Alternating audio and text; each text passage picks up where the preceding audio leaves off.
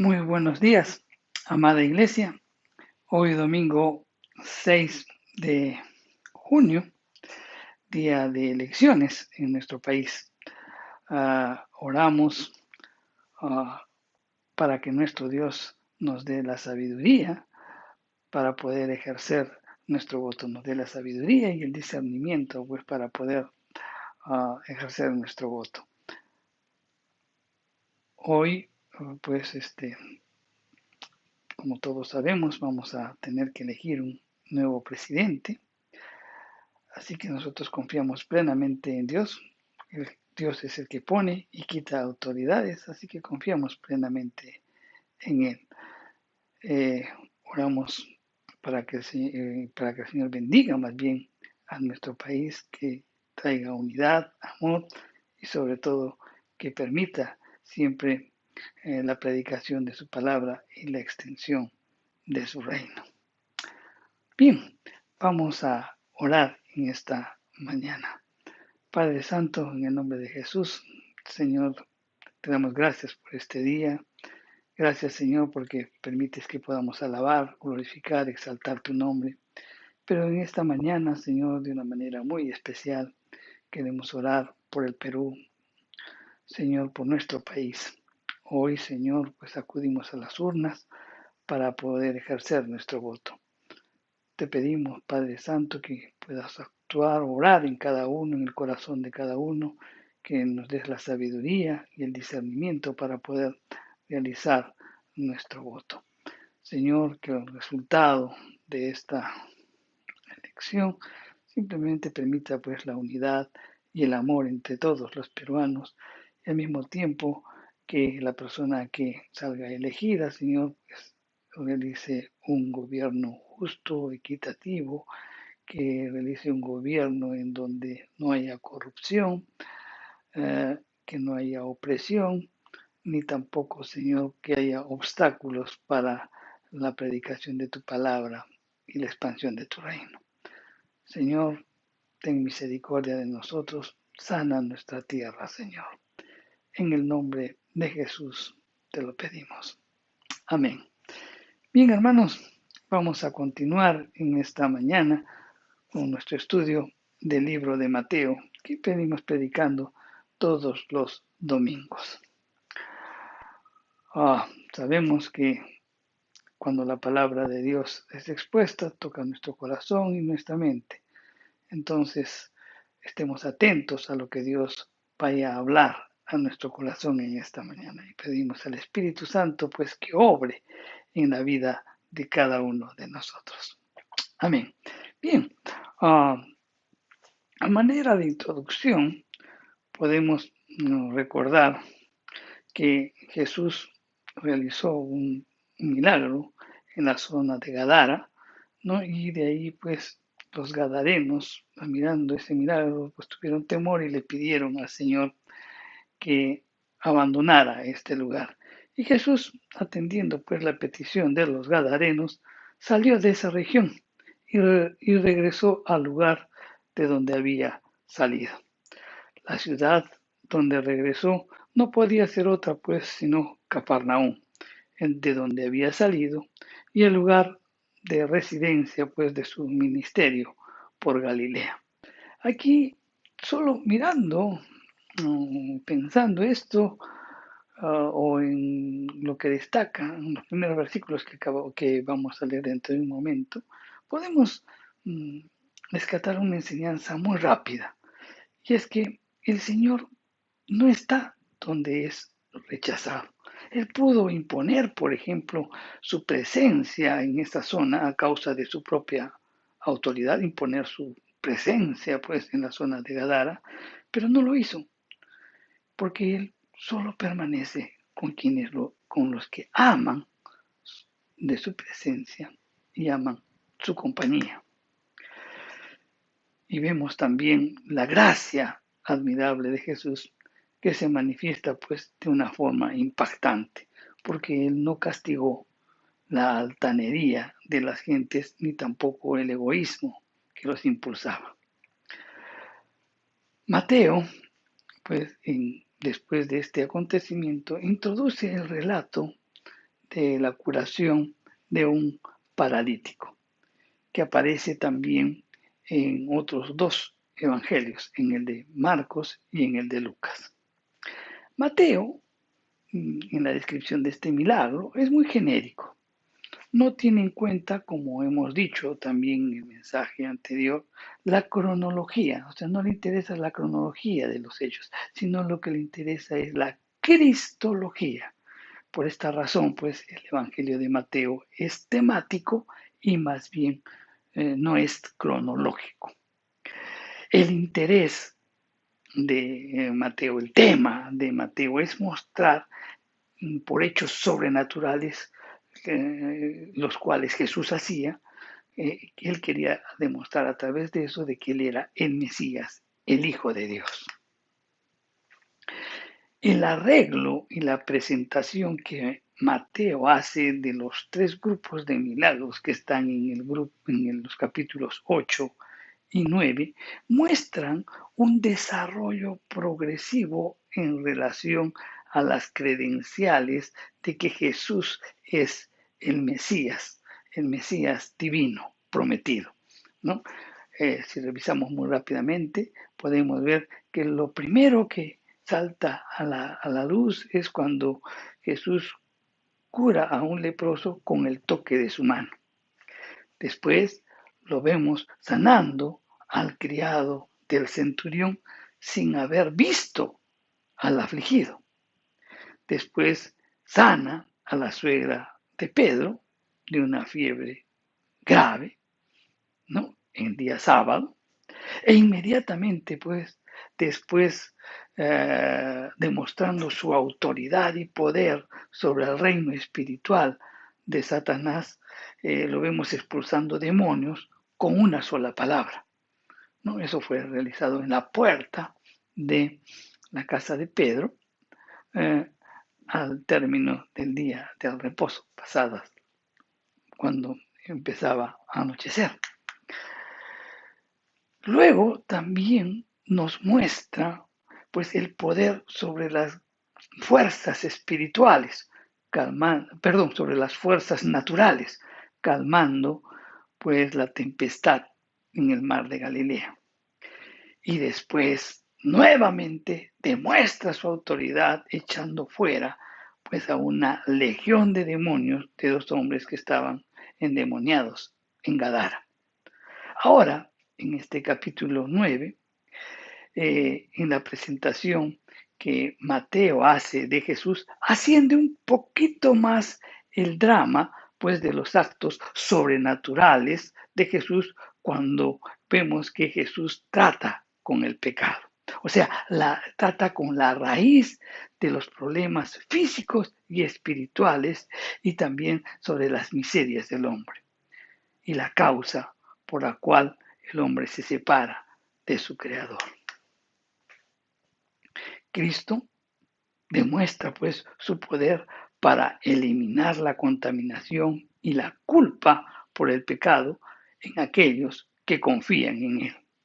En el gran médico, pues entonces, no solamente puede curar enfermos, calmar tempestades o echar fuera demonios, sino que también puede traer al alma humana lo que más necesita. ¿Y qué es lo que más necesita el alma humana? El perdón del pecado.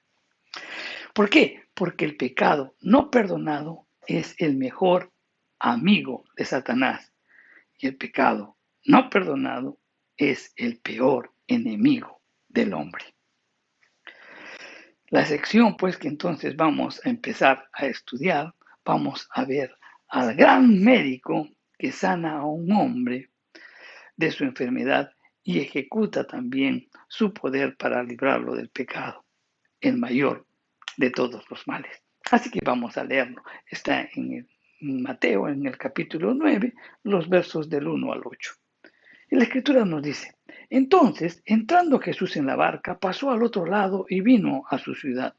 Y sucedió que le trajeron un paralítico tendido sobre una cama, y al ver Jesús la fe de ellos, dijo al paralítico, ten ánimo, hijo, tus pecados te son perdonados. Entonces algunos de los escribas decían dentro de sí, este blasfema. Y conociendo a Jesús los pensamientos de ellos, dijo, ¿por qué pensáis mal en vuestros corazones? Porque, ¿qué es más fácil decir, los pecados te son perdonados, o decir, levántate y anda? Pues para que sepáis que el Hijo del Hombre tiene potestad en la tierra para perdonar pecados, dice entonces al paralítico, levántate, toma tu cama y vete a tu casa. Entonces él se levantó y se fue a casa, y la gente al verlo se maravilló y glorificó a Dios que había dado tal potestad a los hombres. Entonces, entrando en Cafarnaúm, posiblemente descansando pues en la casa de Simón Pedro, se corrió la noticia de la presencia de Jesús en la ciudad.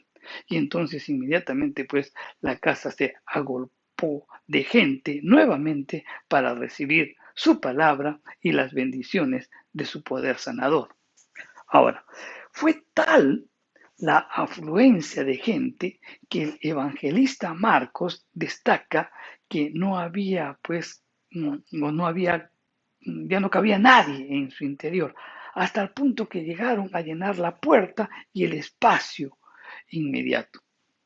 Entre las gentes también narran que habían pues escribas y fariseos. Y la presencia de ellos no era pues para aprender de Cristo, sino para buscar en su mensaje algo que le sirviera para acusarle e incluso, si era posible, condenarle a muerte. Veamos los detalles que menciona el evangelista Marcos en este milagro, que complementa lo que hemos leído en Mateo. Así que vamos a leerlo. Marcos, el capítulo 2, del versos del 1 al 12. Entró Jesús otra vez en Cafarnaúm después de aquellos días y se oyó que estaba en casa. E inmediatamente se juntaron muchos, de manera que ya no cabía ni aún en la puerta, y les predicaba la palabra. Entonces vinieron a él unos trayendo un paralítico que era cargado por 4. Y como no podía acercarse a él a causa de la multitud, descubrieron el techo por donde estaba, y haciendo una abertura bajaron el lecho que yacía el paralítico. Y al ver Jesús la fe de ellos, dijo al paralítico, Hijo, tus pecados te son perdonados. Estaban allí sentados algunos de los escribas, los cuales cavilaban en sus corazones. ¿Por qué habla este así? Blasfemias dice. ¿Quién puede perdonar pecados sino solo Dios? Y conociendo luego Jesús en su espíritu que cavilaba de esta manera dentro de sí mismos, les dijo, ¿por qué caviláis así en vuestros corazones? ¿Qué es más fácil decir al paralítico, tus pecados te son perdonados? O decirle, levántate, toma tu lecho y anda. Pues para que sepáis que el Hijo del Hombre tiene potestad en la tierra para perdonar pecados, dijo el paralítico, a ti te digo, levántate, toma tu lecho y vete a tu casa. Entonces él se levantó enseguida y tomando su lecho salió delante de todos, de manera que todos se asombraron y glorificaron a Dios diciendo, nunca hemos visto tal cosa. Entonces vamos a destacar algunas cosas importantes que señala aquí el evangelista Marcos. 4 personas están cargando a un hombre paralítico. El deseo de ellos era llevarlo a Jesús para que él lo sane. Pero sus esfuerzos para entrar de una manera normal simplemente son inútiles. Así que en una camilla o de repente en una cama portátil, ¿no? O sea, hecho por las manos de los hombres, entonces llevan al hombre hasta el techo. Sacan de repente algunas tejas, lo bajan y lo depositan ante Jesús. Y viendo la fe de ellos, le dice al paralítico, ten ánimo, tus pecados te son perdonados. En sus corazones, los escribas estaban diciendo, esto es blasfemia. ¿Quién, si no solo Dios, puede perdonar pecados? Entonces, cuando Jesús percibe en su espíritu lo que está sucediendo, les dice a sus opositores, ¿por qué pensáis mal en vuestros corazones? Porque ¿qué es más fácil decir tus pecados te son perdonados o decir levántate y anda? Pero para que sepáis que el Hijo del hombre tiene poder en la tierra para perdonar pecados, entonces le dice al paralítico, levántate, toma tu lecho y vete a tu casa. El hombre se pone de pie, toma aquello en lo que había estado postrado y se va a su casa. Y todos se maravillaron y glorificaron a Dios. Bien, entonces vamos a ver sobre las enseñanzas de este milagro. Primero tenemos que hablar sobre el paralítico, en la persona que recibió el milagro. El paralítico es un enfermo de parálisis. La parálisis es la pérdida de la movilidad voluntaria o involuntaria de un músculo o grupo de músculos. En el Antiguo Testamento se mencionan dos casos específicos de parálisis parcial. En una se habla sobre el brazo de Jeroboam cuando pretendía pues apresar al profeta. Y eso está en Primera de Reyes, en el capítulo 13, el verso 49. Y la otra mención que hace el Antiguo Testamento en cuanto a la parálisis parcial, se menciona pues la maldición de Zacarías contra un mal pastor. Y la maldición dice, la espada hiera su brazo y su ojo derecho, séquese del todo su brazo. Eso está en Ezequiel, en el capítulo 11, el verso 17. En el Nuevo Testamento, la parálisis es considerada más bien una enfermedad muy seria y comprendía pues la apoplejía, que afectaba todo el cuerpo, la hemiplejía, solo una parte, la paraplejía, que paralizaba todas las partes del sistema corporal desde el cuello hacia abajo, y la catalepsia, causada por una contracción total o parcial de los músculos y que al mismo tiempo eso era muy doloroso. Bien, la ilustración del paralítico es una gran ilustración de la condición humana.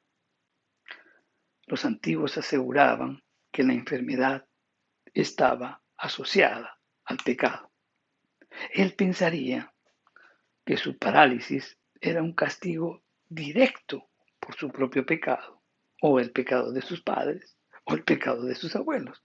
Y esa idea debió correr en las mentes de las mayorías de las personas que a él lo mirarían, o lo miraban, o lo veían. Simplemente, pues, su parálisis es una representación vívida de la propia pecaminosidad del hombre y al mismo tiempo del juicio de Dios. Entonces, esa es una simbología. Veamos para entender el milagro. Vamos a hablar entonces ahora sobre los amigos, estos amigos que tenía este hombre paralítico. Este hombre era incapaz de ir al Señor por sí mismo. Él tuvo que ser llevado. Es posible que las personas pues, que lo llevaron hacia Jesús habían experimentado con él de repente el poder sanador, así como también la gracia perdonadora de Jesús. La lección de fe de los 4 amigos del paralítico debería servir pues de ejemplo y de advertencia a la fe de cada cristiano. ¿Por qué? Porque hay gentes alrededor nuestro, ¿no? O hay gentes alrededor de cada uno que necesitan ser llevados a Jesús para salvación. Ellos no se amedrentaron al ver la confluencia de las gentes que impedían pues materialmente su paso hacia Jesús. No se detuvieron ante la dificultad que de repente suponía pues subir la camilla, ¿no? Hacia el techo, abrir un hueco y hacerlo descender cargarlo y descenderlo en sogas para que llegue a los pies de Jesús. La persistencia y la perseverancia de estos 4 amigos son dignos de imitar, y cada cristiano debería hacer ello. O sea, poner todo el esfuerzo para poder llevar a las personas allegadas a nosotros, pues a Jesús. Hoy, lamentablemente, muchos se detienen ante la menor dificultad que se presenta cuando quieren llevar a un hombre a los pies de Jesucristo, ¿no? E incluso somos muy espirituales y expresamos muy fácilmente, no, es que el Señor no quiere. Cuando las Escrituras nos dice que Dios quiere que todos sean salvos, que todos vayan al arrepentimiento. ¿Por qué no sucede? ¿Por qué no ponemos empeño? ¿Por qué no persistimos, perseveramos? Somos diligentes en llevar a las personas a Jesucristo. ¿Por qué? Miren, estos cuatro amigos, pues se portaron así. ¿Por qué? Porque amaban al paralítico, amaban. Solo, mi querido hermano, cuando el amor satura el alma de una persona, las dificultades desaparecen y se superan sin importar los inconvenientes que pudieran ocasionar. El amor, mi querido hermano, activa la fe que se manifiesta en obras sin importar el sacrificio. Por eso, mi querido hermano, tenemos que pedirle a Dios que nos dé un profundo amor por las almas perdidas. De esa manera, insistiremos, perseveraremos, ¿no? Y seremos diligentes en llevar a diferentes personas a los pies de Jesucristo. La vivencia de los cuatro amigos, ¿no? Esa vivencia de llevar a este paralítico a los pies de Jesús, no trata de buscar la espectacularidad que representa ante los ojos humanos una sanidad sorprendente. Se trata de entender, mi querido hermano, de que Jesús resucitado tiene toda autoridad en los cielos y en la tierra y por tanto es capaz de restaurar la salud de un enfermo en respuesta a la oración de fe de sus hermanos. El Señor no solo vio la evidencia externa de estas 5 personas, sino que también vio los corazones de estos hombres. Un corazón dispuesto, un corazón a creerle a Jesús, que él sabía que podía hacer algo por la situación en que se encontraba. Por otro lado, vemos al paralítico, con toda su fealdad física, con toda su fealdad moral y espiritual, pero que se muestra de una manera dispuesta o silenciosa, no lo sabemos porque no explica la Escritura, pero quedó al descubierto ante Jesús y ante la multitud. Él estaba literalmente puesto a los pies de Jesús cuando lo descendieron sus amigos y su corazón se arrojó sobre la compasión del Señor. Se acercó a Jesús realmente de una verdadera humildad, en la pobreza de espíritu que Dios exige del corazón que lo busca. Jesús, mi querido hermano, sanó a personas que tenían poca fe, e incluso algunos que no tenían fe, pero estuvo especialmente dispuesto a curar a aquellos con gran fe, como la demostrada por este hombre y sus 4 amigos. Vamos a hablar sobre el milagro. La expresión que dice, y al ver Jesús, la fe de ellos. Ciertamente, esta expresión no se limita, a los 4 amigos del paralítico. No se limita, a estas 4 personas que llevaban al paralítico. Lo natural es que se refiera a los 5, es decir, a los 4 que lo transportaban y también al mismo paralítico. ¿Y por qué afirmamos esto? Porque nadie puede ser salvo por la fe de otro. Nadie. Todos tenemos que tomar una decisión. Y ahí vemos al paralítico, que el paralítico no fue llevado contra su propia voluntad. Más bien él se prestó al deseo de sus amigos porque también creía que Jesús podía hacer algo por él. Jesús conoce pues el corazón temeroso de un hombre que se encuentra pues abrumado por el pecado. Y al verlo cara a cara y sabiendo su dolor y su humillación, le declaró tiernas palabras de consuelo y de ánimo. ¿Y qué le dijo? Ten ánimo, hijo. El corazón paternal de Jesús, que se conmueve ante la necesidad de uno de sus pequeños, extiende sus brazos de gracia delante de todos con una entrañable misericordia y le concede la restauración espiritual antes que la física. Y le expresa y le dice, tus pecados te son perdonados. Aunque aún no habían visto, pues la sanidad física ya era motivo, pues para tener un buen ánimo. Valía la pena, pues, el esfuerzo de acudir al encuentro de Jesús.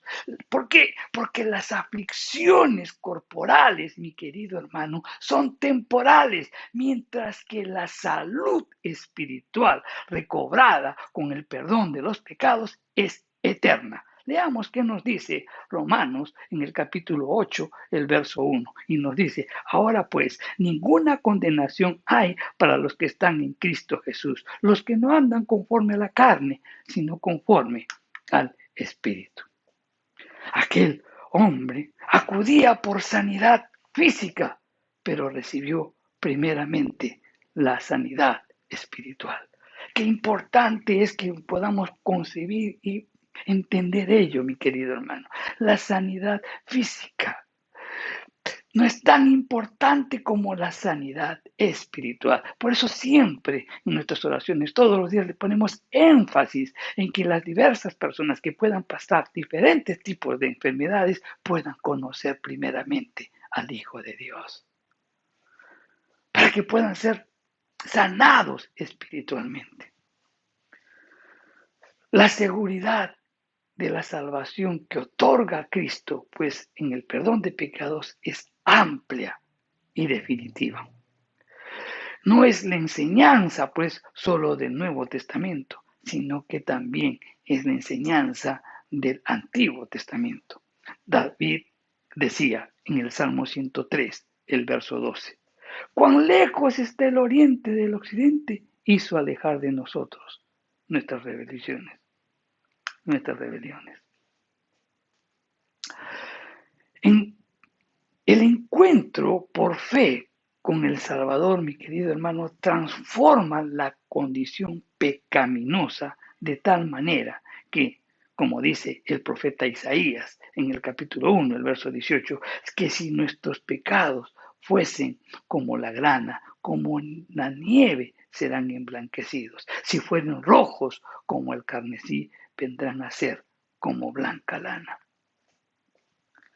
El perdón divino aleja definitivamente la penalidad del pecado, del pecador, perdonando, de modo que al perdonar la maldad, Dios afirma, no me acordaré más de tus pecados. La mayor necesidad del paralítico era el estado de su alma que necesita, como la de todo pecador, la remisión de pecados. Y esa es nuestra mayor necesidad, la remisión de nuestros pecados. Y eso es lo que recibió este paralítico. Vamos a hablar sobre los escribas.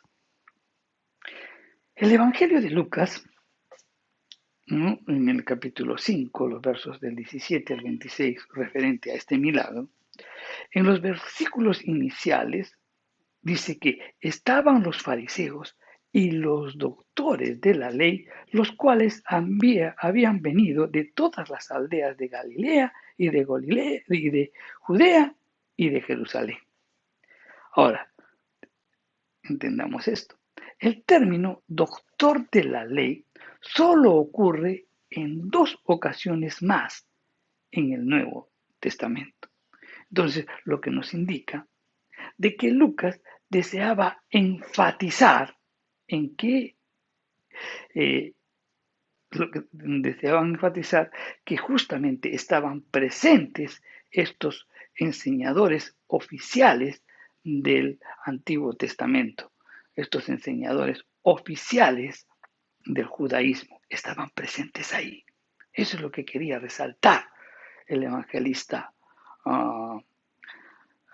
Lucas, porque estos hombres eran muy distintos a los sacerdotes, porque los sacerdotes eran expertos en cuanto a las prácticas de los rituales del judaísmo. En cambio, los doctores de la ley lo eran en cuanto a la teología del judaísmo. La lección que Cristo les enseñó no era de que Dios, siendo Dios perdonador, se deleitaba en perdonar al pecador arrepentido. Esa no era la lección que quería transmitir Jesús. ¿Por qué? Porque ellos ya lo sabían, los teólogos judíos ya lo sabían y posiblemente eso ya lo sabían desde muy niños. Lo que Cristo les enseñó era algo asombrosamente novedoso. Liberó personalmente pues a un hombre de la culpabilidad de sus pecados y le dijo: tus pecados te son perdonados. Los teólogos, los doctores de la ley, captaron inmediatamente pues las implicaciones de esta pretensión. ¿Por qué? Porque en el Antiguo Testamento no se otorgaba a nadie, ni a sacerdote, ni a profeta, ni a teólogo, semejante autoridad. Ellos estaban autorizados, por ejemplo, a anunciar en el nombre de Dios que Dios había perdonado o perdonaría tal o cual pecado, pero ninguno tenía autorización para anunciar perdón en su propio nombre, como Cristo lo acababa de hacer. Lo acusaron de arrogarse de manera blasfema una prerrogativa divina. Y la respuesta de Cristo no iba pues dirigida para explicar que no le habían entendido. No, nada de eso, nada más lejos que la realidad. Cristo pretendió y demostró por medio de un milagro que él personalmente, como hijo del hombre, tenía potestad aquí en la tierra, sin tener que esperar un juicio final para otorgar perdón absoluto y final en su propio nombre. Entendamos bien esto. Cuando los judíos pecaban, presentaban sus sacrificios. Y como que es la presentación de ese sacrificio los habilitaba en su relación con Dios.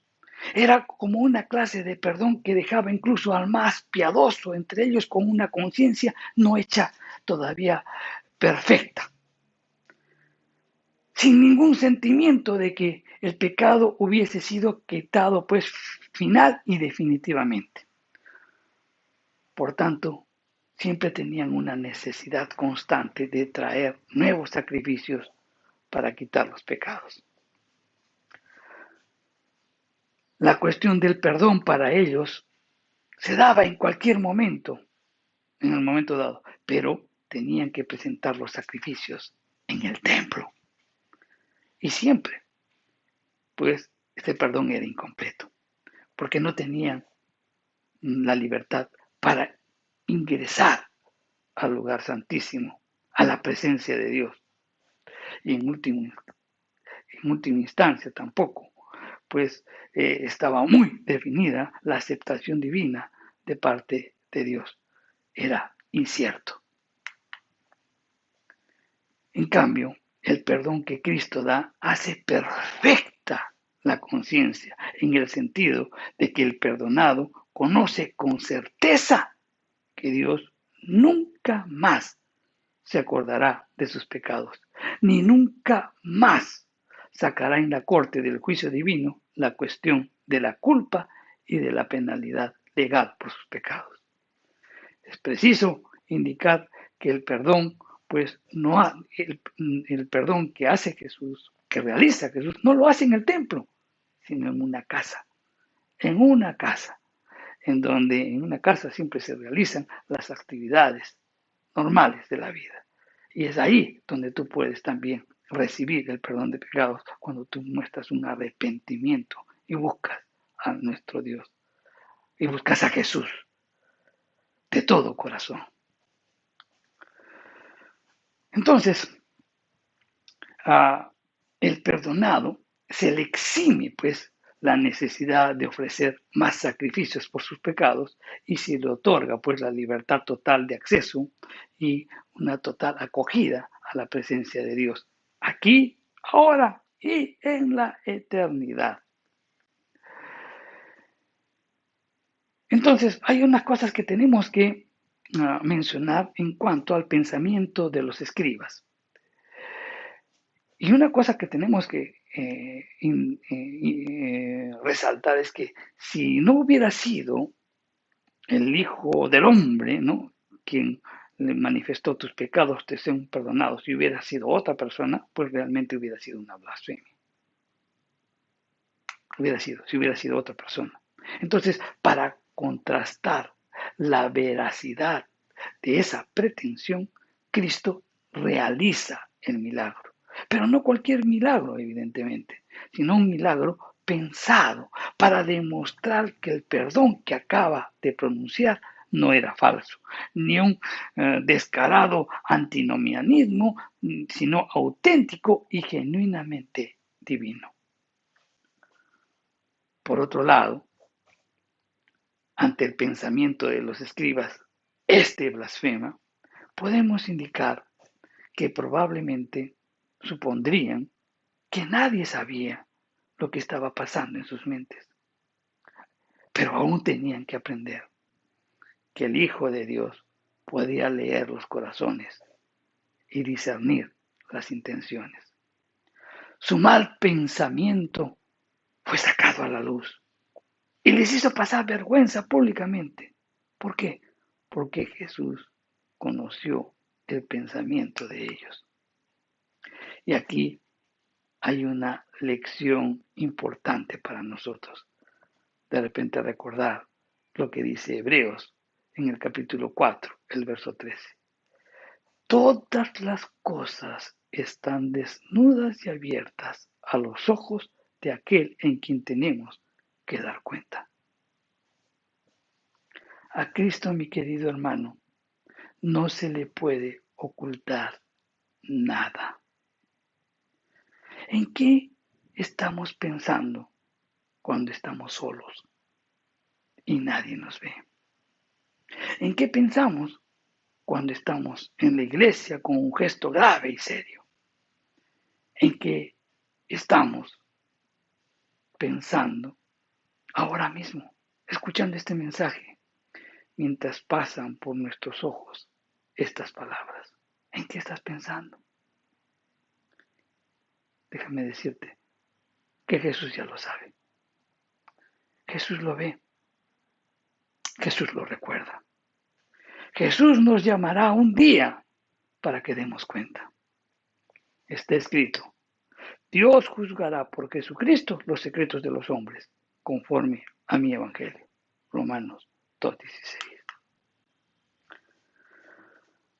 Sin duda, mi querido hermano, pues considerar estas cosas debería producir en nosotros una gran humildad.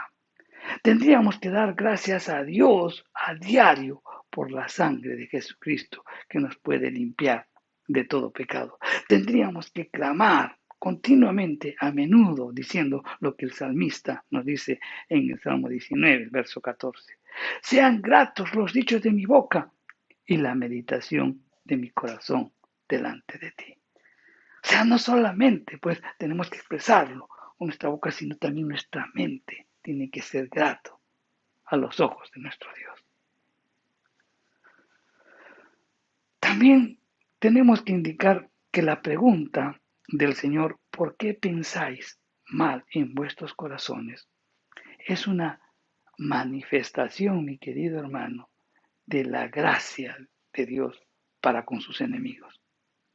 Ellos deberían examinar sus corazones de donde nacen los pensamientos pecaminosos. Cuán admirable, mi querido hermano, es la gracia de Dios. Ofrece ocasión para meditar en el corazón de aquellos que buscan su mal, para llevarlos a una rectificación en sus caminos. Veamos ahora el resultado del milagro. Por medio del poder y el amor de Jesús se produjo una curación completa e inmediata. Aquel que había llegado pues impedido de caminar fue restaurado totalmente hasta el punto de poder caminar transportando consigo la camilla donde había sido traído hasta Jesús. Habían venido confiando en Él y regresan gozosos de lo que habían recibido de Él. Jesús hizo el milagro delante de todos para demostrar su poder y autoridad para perdonar pecados. Jesús le dijo, levántate, toma tu cama y vete. Levántate. Es una simbología del del nuevo nacimiento. Al perdonar sus pecados, al reconocer Él en Jesús que Él es el Salvador, pues sus pecados fueron perdonados. Tiene un nuevo nacimiento, una nueva vida, es una nueva criatura. Tiene una nueva relación con el Padre. El pecado ha sido quitado. Levántate. Toma tu cama, le dice, y una simbología de su vida. Aprende de los errores pasados que te llevaron a una vida de postración y sequedad espiritual. Y ahora vive una nueva vida. Vete a tu casa. Es una simbología del testimonio. Carga tu camilla y anda. Todos te van a ver cargando tu camilla. Todos te van a ver mirando tu vida pasada y cómo ahora estás andando en verdad y en justicia. Y el primer lugar en donde darás testimonio será tu casa. Al ver el milagro, todos glorificaron a Dios, que había dado tal potestad a los hombres, dice la Escritura. Las palabras de Jesús, para que sepáis que el Hijo del Hombre, estas palabras debieron haber sido percibidas, pero en el sentido más literal. Esto es, que lo vieron a Jesús como un hombre de raza humana, un hijo de hombres, sin alcanzar la profundidad o la dimensión más profunda y completa que conlleva ese título que Jesús se daba a sí mismo, hijo de hombre. No llegaron a percibir la dimensión profunda y completa que conllevaba ese título. Para ellos, o para la mayoría, Jesús era un hombre excepcional. Tal vez algunos entendían que era el Mesías esperado, pero probablemente ninguno de ellos lo reconocía como el Hijo de Dios. Y eso hoy también sucede. Jesús nos da muestras de su inmenso amor y de su poder mediante señales y prodigios, pero aún no lo reconocen como el Salvador de nuestras vidas. Y halagan a los hombres. antes que glorificar el nombre de Dios. Bien, mi querido hermano, reflexionemos mucho sobre las enseñanzas que hemos aprendido en esta mañana. Dios hablando a nuestra mente y a nuestro corazón. Muchas enseñanzas hay en torno a ellas. Vemos que Jesús, pues, no está donde lo rechazan, sino aquellos que lo aman, que lo quieren y que quieren estar con Él. Ahí está Jesús. Por eso deja Gadara y se va, regresa al sitio. Vemos también de que el paralítico es una simbología de cada uno de nosotros. Así hemos estado como consecuencia del pecado, pues en una sequedad espiritual. No podíamos caminar. Jesús nos levanta. Pero en este proceso en donde vemos al paralítico que es sanado y restaurado plenamente, pues los escribas, los fariseos, los doctores de la ley piensan y dicen, pues, este blasfema. Tal vez pensaron, como dijimos, que Jesús no discierne los pensamientos. Jesús sabe. Mi querido hermano, tengamos siempre pensamientos de bien. Las Escrituras nos dice que debemos pensar en todo lo bueno, todo lo justo, todo lo amable, todo lo de buen nombre. En eso pensar. No juzguemos si no conocemos la profundidad de las cosas. A Jesús lo miraron como hombre, a pesar de los milagros que hacía. El corazón de los hombres es endurecido, a pesar de muchas evidencias del poder y del amor de Jesús, aún no lo reciben. Seamos como estos 4 amigos que llevaron al paralítico. Ellos superaron todas las dificultades porque por el amor que le tenían al paralítico. Nosotros podemos superar todos los inconvenientes si tenemos o esperamos que fluya el amor hacia las almas perdidas.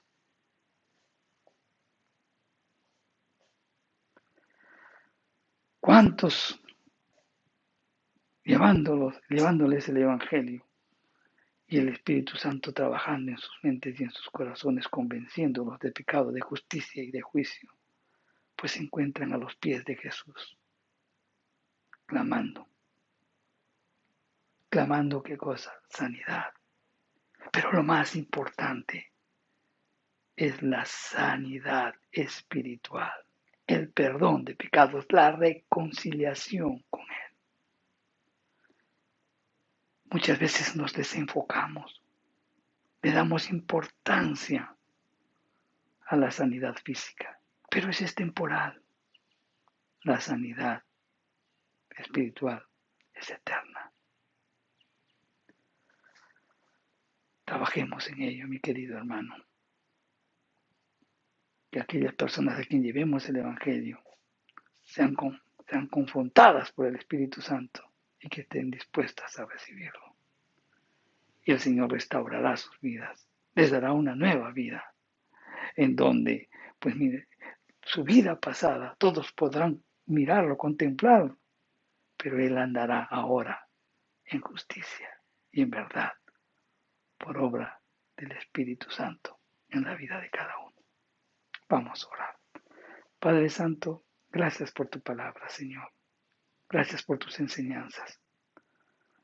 Señor, cuán grande y cuán profunda es tu palabra. Muchas veces, Señor, nos desviamos de los temas y no captamos la profundidad de ellos.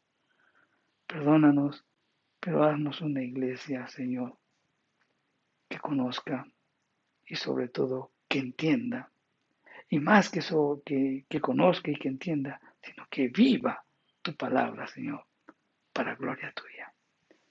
En el nombre de Jesús te lo pedimos. Amén y amén.